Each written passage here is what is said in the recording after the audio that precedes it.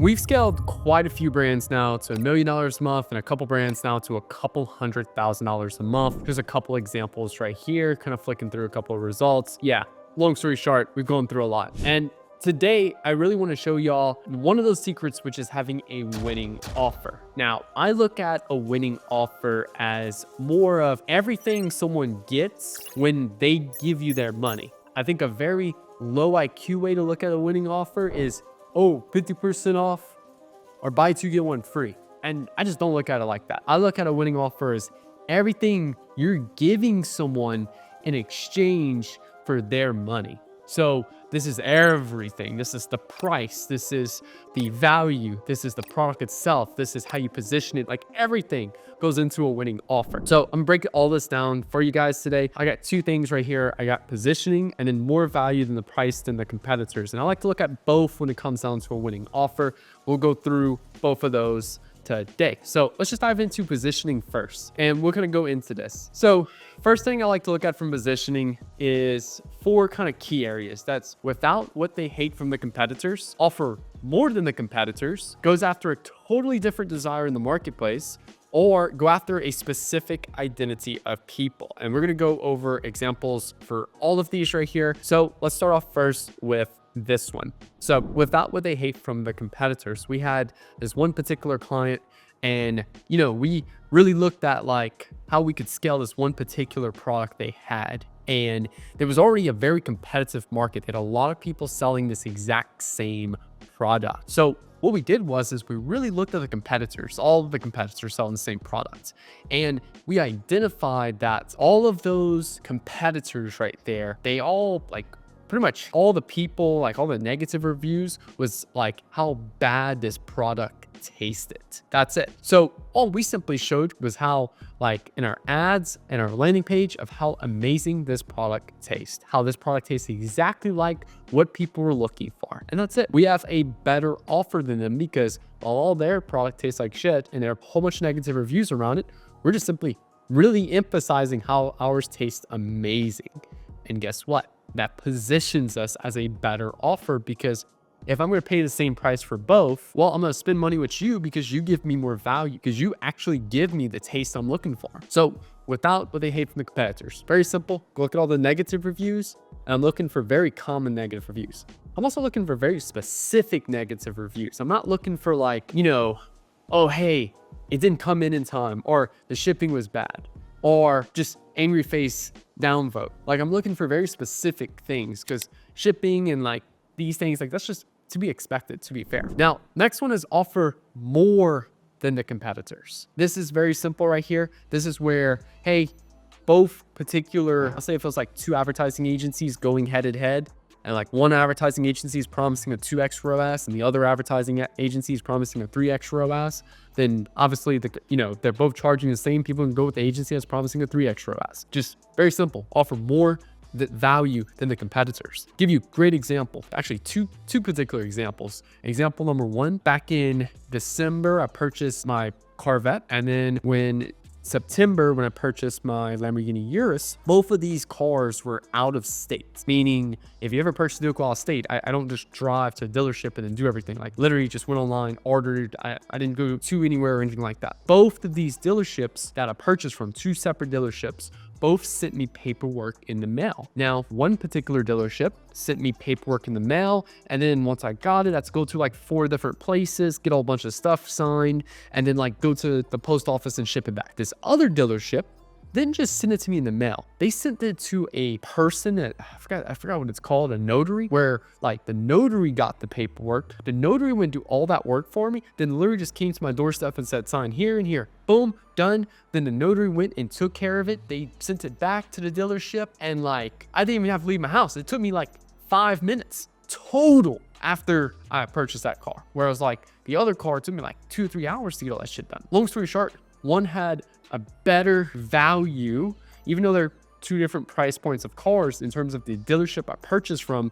One offered more. It took care of more of the convenience factor for me. It looked at the things, but I always like to tell people, what are the problems that are created for people when they buy your product? And in this particular example right here, they were able to offer more value when I purchased by solving those problems for me that they knew I was going to have. When I purchased the bed, when I bought this brand new house a little over a year ago, there was a couple places that I had to go bring a trailer, pick up the bed and bring it over here and have a 2-story house, carry it up the stairs and stuff like that. Then I had one particular place I was like, hey, that's all included. We're going to drop it to your house. We're going to bring it upstairs. We're going to put it exactly where you want and make sure it's all set up for you. No additional price. They solved the problem for me and able to offer more value for me that I just didn't want to deal with right there.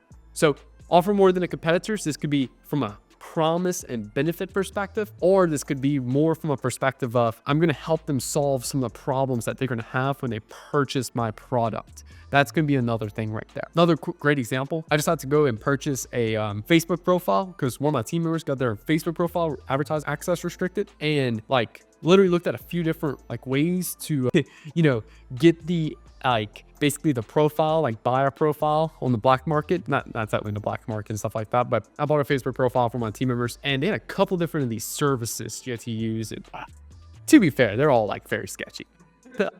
But there's a couple that was just hey, here's everything, you set up yourself. And then there was one of them that I didn't find out till about later. So I purchased from one of these that was just here's everything you set up for yourself, boom. And I found out about one after I purchased this profile that literally does it all for you and just gives you the login and password and tells you what you need to change in terms of login and password. So that way they don't have access anymore, and that's it. Both of them the same price, but one of them took the steps of getting a proxy, getting incognition, getting the profile logged into incognition, everything, where you just have to change the password to it so they didn't have the access to anymore. And guess what? Both of them are the same price, but one offered way more value. So again, from a promise benefit perspective, or what problems are created when people purchase your product. You want to look at those two things right there. Now, next one is going after a totally different desire in the marketplace. This is a really great one right here, where it's again, this is all still from the positioning perspective, where it's, okay, hey, we had this one particular client come on board. It's April of 2023. And April 2023, they were stuck at 100K a month for a couple months. And, I think peak November of 2023, I think we got them to about $2 million in a single month. And they've crushed every sales goal. They made 10 times more money than they originally expected to make with us when they signed on as an agency client. And when they came on originally, they were just hammering this one key desire for a while now. They were hammering, it was the stress relief angle. And so was all of their competitors. So they weren't speaking anyone differently. They had the same product as the competitors, and they were speaking to everyone the same as their competitors. So there was nothing different here. Now, because there was nothing different here in terms of the people that were going after, everyone was seeing the same ads, all that good stuff right there. So we had to go find a totally new market of people we could push to. And this created a whole new kind of perceive as a whole new offer for people, because we just changed up the people we were going after. But in this particular case, we switched it to desire for a fun girls night. None of the competitors were marketing to a fun girls night. And guess what?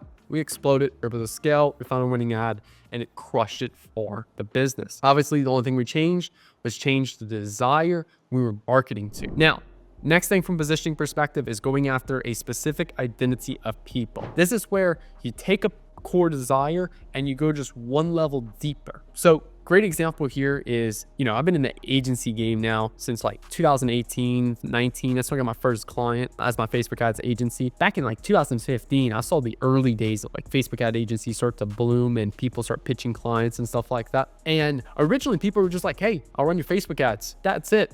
And you could close clients off of that. And now when I hop on calls with people, it's well, they don't ask me, hey, do you know how to run Facebook ads? They already know that, right? But they ask me more specific questions hey, do you know how to run ads specifically for a self-made brand? Do you know how to run ads specifically for a high ticket fashion brand? So one thing that this does is it goes to a stage 5 market sophistication. which is identity marketing. Identity marketing is more where you start looking at niche groups of people that share core interests or share a core, I want to say like an interest, I guess you could say that in that particular case. So originally, because the Facebook ads market was so small, you just had to say Facebook ads. But now you have to be like, hey, we run Facebook ads specifically for supplement brands. We run Facebook ads specifically for CBD brands. The few CBD agencies I know blew up the minute they started pushing that, hey, we know how to run CBD ads, because guess what? Barely anyone knows how.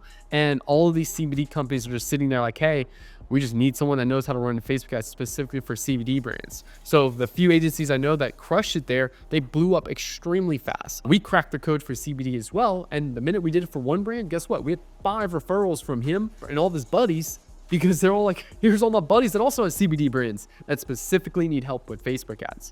So going a niche level deeper, from an e-com perspective, Black Rifle Coffee Company, they're probably one of my favorite examples of this. And I forgot the guy's name, but anyway, he was an ex-military, went serve in the war and all that good stuff. And he wanted to start a business, and he really liked coffee. He had interest for coffee, he had interest in the military, and he was like, there's no coffee company specifically for the military. And he launched Black Rifle Coffee Company. And guess what? If I have an interest in the military and I drink coffee every day, I'm going to be much more wanting to buy from Black Rifle Coffee Company over Starbucks, over, CC's Coffee, Java Coffee, like all these other brands, because this brand represents me and my identity, my interests, and they put two together. So it's going after a specific identity of people where you don't need a superior product. You can have the same product as everyone else. You're just going one level deeper of, hey, this group of people plus a sub interest, or this group of people plus, like, more specifically a niche of theirs.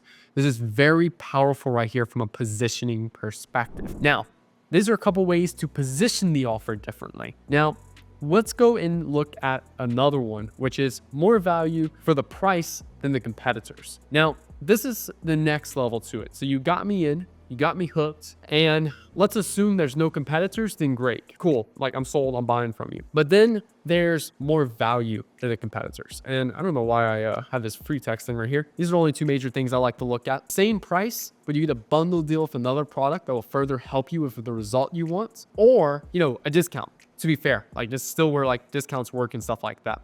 So I'll give you all two examples really quick from more value than the price of the competitors. When I first launched my inner circle at, I think it was like $500 a month I first launched.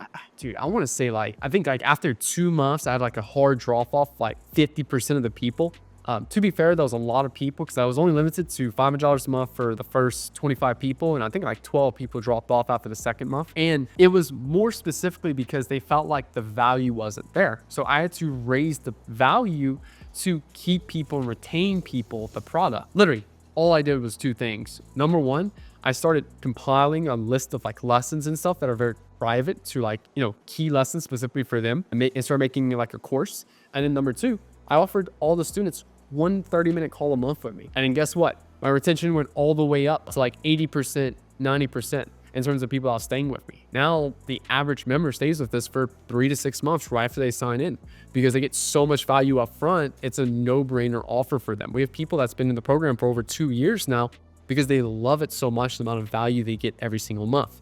So sometimes it's not a, hey, I need to lower the price. It's just, how can we offer more value? Example, exactly what I said earlier about increasing like the perceived value with, the car companies I was talking about, where I was like, one actually took care of all this other stuff for me that the other one didn't. Or the bed example, where all these others had to like bring the bed back home, and then this particular company included that in the price. So how can you offer more value? Not necessarily from a price perspective. That's the key thing there. It's not, I don't want to beat people on price. To be fair, like my inner circle, my mentorship's $1,000 a month. It's more expensive than a lot of these other gurus on the market right now. But these other gurus on the market, they hire coaches to reply to their questions. They hire coaches to do the one-on-one calls. They hire coaches to do the weekly calls. I still do the weekly calls. I still respond to everyone's questions. And I also still do all the one-on-one calls. So from a value perspective, yes, the other ones are cheaper. Nick beats them though, because he's still the one doing it. You see where the value is there? That's what people are looking for. They're looking for the most value for their money. Even though mine can be sometimes 2 to 3 times more expensive, no one else is offering it actual one-on-one calls with themselves at that price. So, you know, if they were going to try to do a one-on-one call with any of these people, they'd probably charge them $2,500 to $5,000. Whereas Nick, you get that included in his $1,000 a month subscription right there. So just from a value perspective, you get more value in my program. Now, discount. I'm not a huge fan of discounts, just to be fair. I think it's just a race to the bottom when you start offering discounts. Obviously, you'll go a long period of time, you'll do an offer, have a huge month, like you'll do a discount and do a huge month and stuff like that. And then, you know, it's just like, cool. And then like that becomes the new norm. And then you're like, huh, all right, what can we do to excite things again? Let's do another discount. And you do another discount and then it goes back down. And it's just like, it's almost like someone who's addicted to drugs. Or like they're chasing that high again and they just happen to do more and more and more. Like if you ever knows anyone that's like addicted to like drugs or alcohol or anything like that, like they have to do a lot more to get the same kind of close to the same results. And I look at that with a discount right there, where it's like, cool, you do 10% off for the first time, it crushes. And then like the next time you do it, it doesn't really do much. So then you offer 20% off and it crushes. And then you do 20% again, it doesn't. Then you do 30% and it crushes. And then eventually you're at a race to the bottom. And I don't know, I'm not a huge fan of discounts. There's sometimes where it makes sense. We were working with this e-com brand where we increased our AOV a lot because, you know, people were already coming in and purchasing multitude of products from them. And we just simply did some bundle deals to where it was like, hey, you're already going to purchase a couple of these shirts. Offer like now the deal we offered was like buy 3 get 1 free, and it worked extremely well because we're just incentivizing an action they were already doing. So if I do a discount, it's like giving my dog a bone. I always make them sit before they get the bone. I don't just give them the bone. So it's like if they're going to get a discount, or they're going to get some money off, or they're going to get a bundle deal, it's because it's going to incentivize an action I want them to take. That's the key thing there. So these are all the key things we've done to help a lot of our clients scale to $1 million plus a month, specifically in the e-com space. If you enjoyed this video, hit the like button, hit that subscribe button for new videos every Monday, Wednesday, and Friday. And if you want me to come in your business and help you run your Facebook ads, click the link below to have Nick Theriot run your Facebook ads. If you want to work together on a one-on-one type basis where I mentor you and help you scale from there, then click the link below to have Nick Theriot mentor you. Thank you all so much for watching. Hope you have a good rest of y'all day. Peace out.